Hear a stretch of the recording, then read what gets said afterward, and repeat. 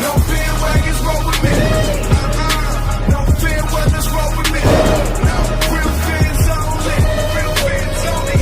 Real fans only. Real fans only. No bandwagons roll with me. No fair weathers roll with me. No real fans only. Real fans only. Real fans only. Real fans only. Real fans only. I don't do the fake. No. If you bandwagon, don't fill out the application. I rock with flip-flops, but I don't rock with no flip-flopping fans. We bleed orange and blue, Jean-Claude Van Damme. Blood sport. Get that understood. Damn, man, the Bengals get their ass whooped again by the Cleveland goddamn Browns. I mean, I actually thought that the Bengals were going to win this football game. I was all happy before the game, like, yeah, we're going to get a victory today. We're going to beat the Cleveland Browns, right? Wrong!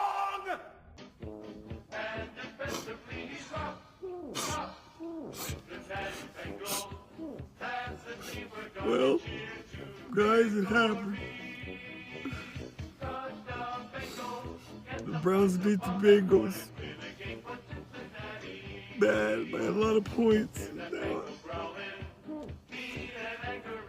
Me and Biscuit had a bad about if one of our teams lost, I'd have to make a video talking about how great the other team is and not be sarcastic. I'm not gonna be. They're good. They beat us and we suck. And you're the best, Biscuit. If I ever wanted a biscuit, you'd be the biscuit. I'd want it with my gravy. Because you're everything to me and the world in general. Ha! Gay! It's not sarcasm, this is real life, man. I really mean it. The game is so hard to watch.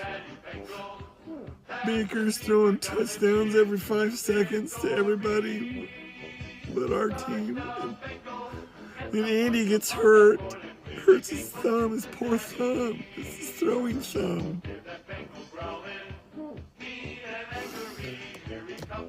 Everything falls apart. I'm sorry, ma'am. This has been a hard day for me. The Bengals lost, and I have to make a video for my friend. No, I'm fine. Thank you.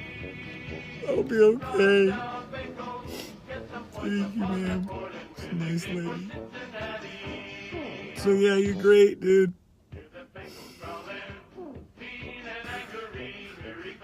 I'm gonna go home and watch Ohio State beat Michigan again on DVR. That's all I have left. Cincinnati Bengals, that's the team we're gonna cheer to victory. Touchdown Bengals, get the points upon that board and win a game for Cincinnati. What up, TTC? It's your boy Bronco Fanatic, back with a video. Now I'm gonna try to make this video as quick as possible because, to be honest, I really don't feel like doing a Bengals hate week, especially considering that the Bengals fan base have little to no representation here on the TTC. But I did catch one dude's video. Dude goes by the name of Undertaker 937 or Athletic Dashi, or whatever the fuck he feels like going by nowadays. But anyway, I caught this dude's video, and I found it really funny that this dude, you know, he had my name in his mouth, and this dude had the audacity to come out and accuse me of hiding. Talking about where's Bronco Fanatic, he's hiding. All the while, this motherfucker is sitting in the dark. I mean, this motherfucker is sitting in the dark, pitch black, but I'm hiding. And he's made a couple videos like this too. He's made 3 to be exact. 2 of which, this motherfucker is sitting in the dark. The other video, he got some kind of fucking tiger mask on, hiding his face. But then again, I don't blame you, because if I was a Cincinnati Bengals fan, I'd be hiding my face. I'd be sitting in the dark too, because I wouldn't want nobody to know that I'm a fucking Cincinnati Bengals fan. Then this dude was talking about that this game on Sunday is gonna be a trap game. Now I don't know if anybody's told you this or not, but hope is not a strategy, especially if you're thinking that you're gonna beat us because of a chop game. And if that's really what you're banking on, you might as well go ahead and let that shit go, bruh, because it's not gonna happen. The Broncos have been a focused football team for the last 3 weeks now. And the last 2 weeks, we've played playoff contenders in consecutive weeks. And one of which, the Chargers, I think they're overrated. There, I said it. I think the Chargers are overrated. But they're a playoff contender nonetheless, and we beat them along with the Steelers. And this team has been focused. They know what lies in front of them. They know they have little to no room for error, and they're gonna go down this stretch, and hopefully we can run the table. And I know we can run the table because if you look at our schedule, we really don't have any tough teams left on our schedule. Okay, we got the Bengals this weekend. That's winnable. We got San Francisco next week. That's very winnable. We got the Cleveland Browns. That's a winnable game, even though I'm not sleeping on the Browns because that Baker Mayfield looks very good. And then the last game of the season, oh yeah, we got the sorry-ass Raiders. That's a very winnable game. And then we got the Chargers to finish off the season, and we've already beat them. So there you go. So given the fact that this team knows what lies ahead of them, and given the fact that they know what they need to do to get into this playoff race, they basically need to win out, plus get a little bit of help from some other teams. But that's basically the position you're put in when you're a 5-6 football team. But hey, be that as it may, the road is laid out ahead of us. We just got to go finish. And with that being said, I don't see the Bengals beating us based off of a chop game. I don't buy into that. I don't believe it's going to happen because this team is, like I said, this team is too focused to allow that to happen. And if the Broncos need any added motivation, just look at the beginning of the season, right? We started off the season 2-0. Then we lost 4 games in a row. One of which was against the fucking Jets. A team we had no business losing to. Now, with that being said, if I'm Vance Joseph, I'm putting up pictures of the score from the Jets game in the Broncos locker room all week, just to remind the Broncos players what can happen when you lollygag and go on the road and lay an egg like you did against the Jets. And then I would put up the score of the Cardinals game when we went to Arizona and whooped the Cardinals' ass 45-10. So I would, if I'm Vance Joseph, I would show the team what can happen when you don't show up against a team. The Jets game is the end result. And what can happen when you do show up against a bad football team and take care of business. And that would be the Arizona Cardinals result, which was a 45-10 blowout. Now, as far as playing the Bengals in Cincinnati, we're not worried about no damn hostile environment, Athletic Dashy. And I'll give you 3 reasons why.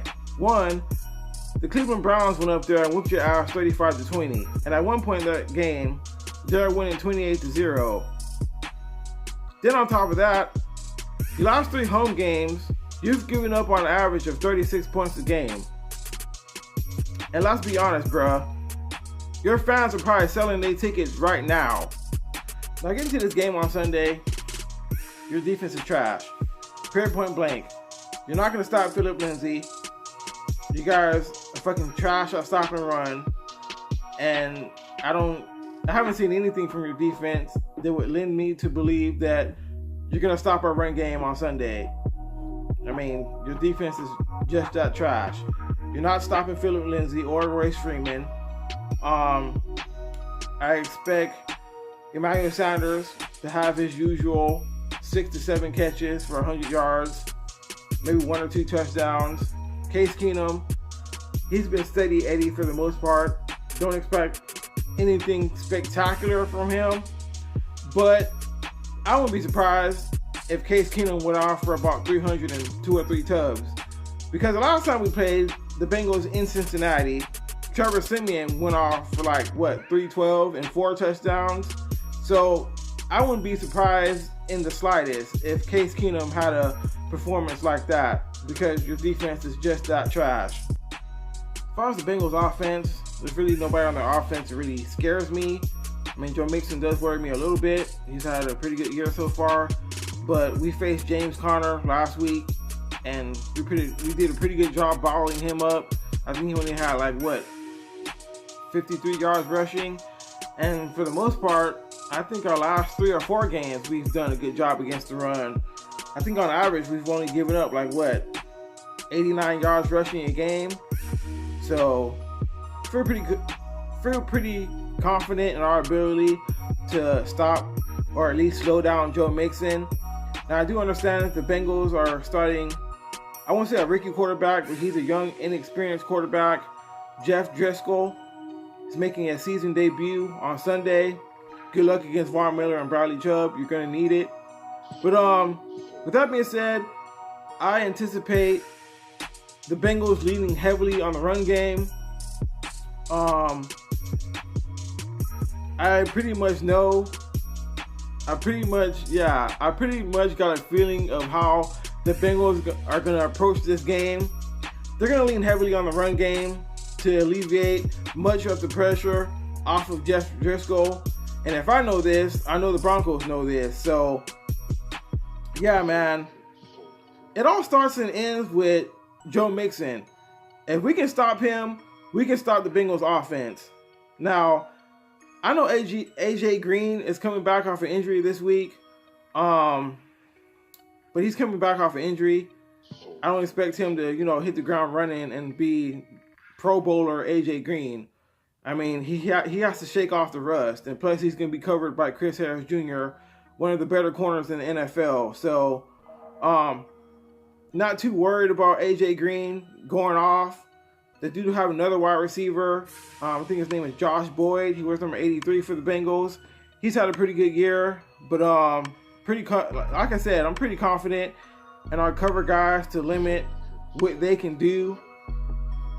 Because, like I said, it all starts and ends with Joe Mixon. They're going to lean heavily on the run game.